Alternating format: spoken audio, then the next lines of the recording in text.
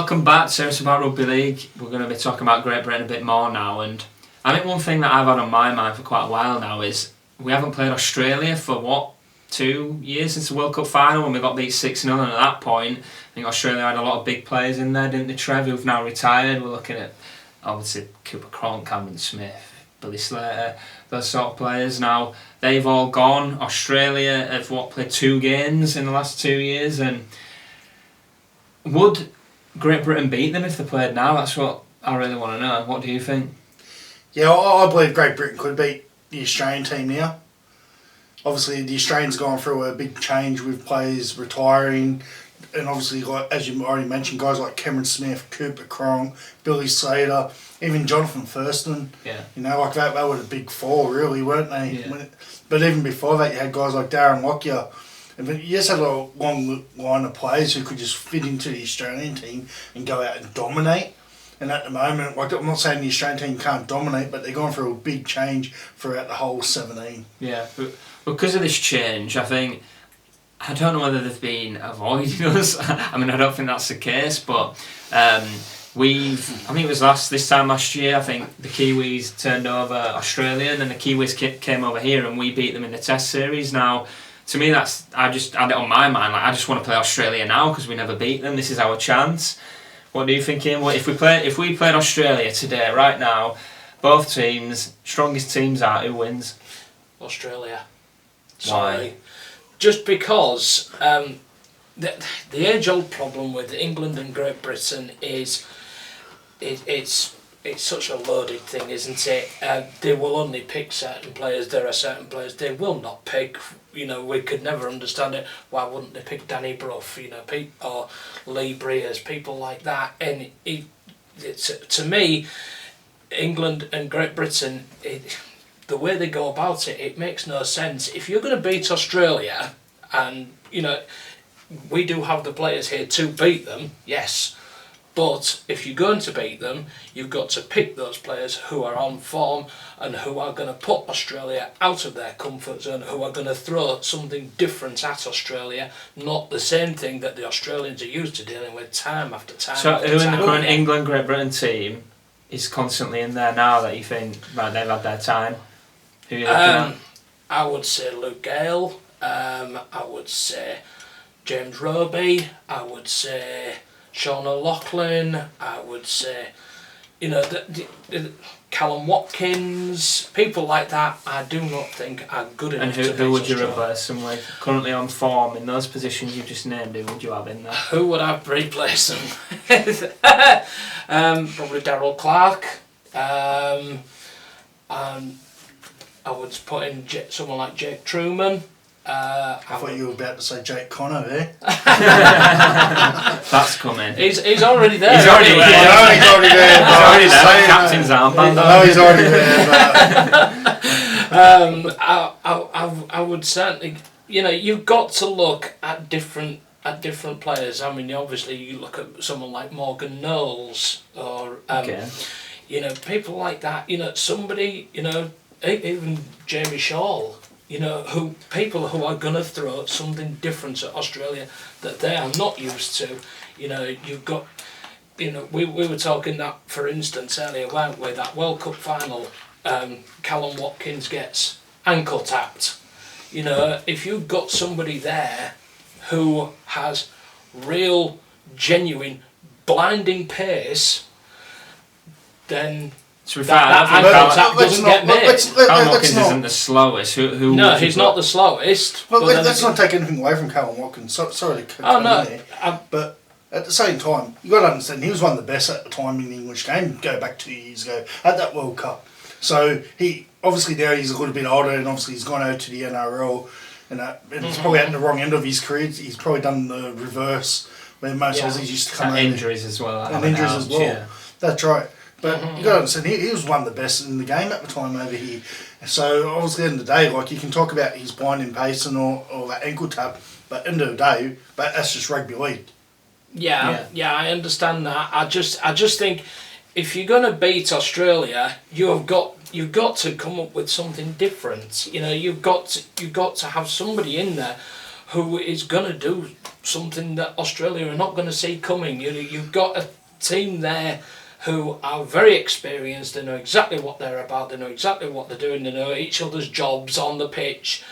And what England and Great Britain need to do is to start to give these players a chance who are not getting a chance. So those players you've just named there, the likes of Truman, Knowles, as an Australian, Trevor watches a lot of Super League. If you were in the Kangaroos camp lining up against those players, would you be fearful? Mate, to be honest, I would be if I was the Australians, only for the simple fact is, and this is the old question, I'm going to go back now and I'm going to mention when the Invincibles first came to Australia back in 1982, no one knew who Sterling was, no one knew who Kenny was.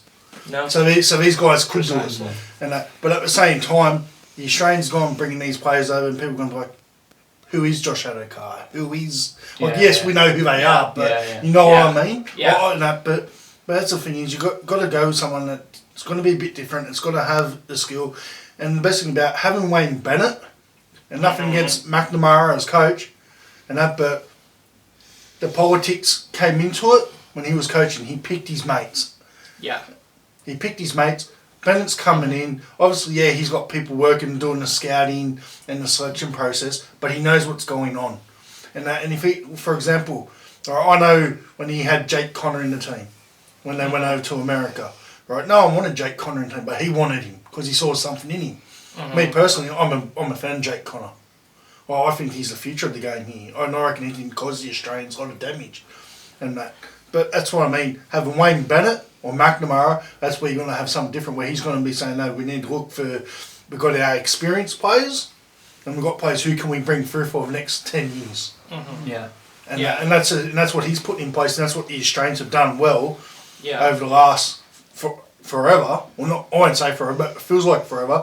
Where the English game have gone along. Like I sort of feel there was a time there when the Great Britain and the English game was really good, especially at the early 2000s. And I reckon they could have capitalised when David Waite was coach, especially after that series in 2004. But for some unknown reason, between 2004 and the last World Cup, the game fell apart somewhere. Yeah, I see where you're coming from, certainly.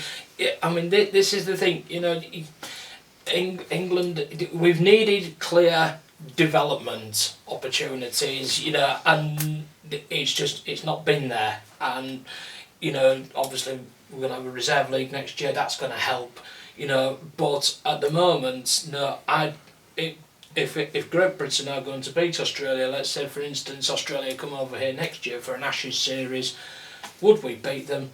At the moment, no, but we can if we do something different. If we do something that is going to surprise them, if you like. Right. You've got to really catch Australia out if you're going to beat them, and you do that by doing something. Well, different. I think the difference between the Australian teams of today compared to 15 years ago, 20 years ago and back, but more the Australian players put more pride in the state of origin. Now Mao has came in as coach and trying to get the pride back into the green and gold. That should be the pinnacle. Like I know when I was a young fella, the pinnacle was, like I grew up in the western suburbs of Sydney, so it was, if you wanted to play rep footy, you had to represent the city. Then you got picked for New South Wales, then Australia. And obviously we've gone away from that because obviously Origins became the pinnacle, which in my opinion is wrong. Yeah. And at the moment, these players of this younger generations coming through has only ever really seen Origin as the pinnacle, and Australia was only just like here you go, have a jersey. And I think England where England, and I've been saying this for a long time as well, I don't think they've had much pride in the English jersey, but you give them that wine jersey, they'll be a different team. Yeah, and that's the thing where I think Great Britain has a responsibility to International Rugby League in a way, because obviously, I mean, where the sport was founded, to get to that stage where state of origin is not the be all and end all anymore for the Australians, where the green and gold shirts is the be all and end all, we have got to provide a competition, and we have got to be beating Australia on a regular basis and showing we can beat them, and then that in turn I think will create greater interest in the green and gold in Australia. Well, we've got to play them first, so That's right. yeah. Well, guys, it's interesting. I think you've hit the nail on the head there at the end, Ian. I think for Australia and that to be the pinnacle, that Kangaroos jersey to be the pinnacle of a set of origin again, we have to beat Australia to give them competition, so they don't just presume they're going to win all the time. Guys, let us know what you think. What if Great Britain played Australia now, who would win? And what do Great Britain need to do in the future to help us overcome the Aussies? Let us know in the comments.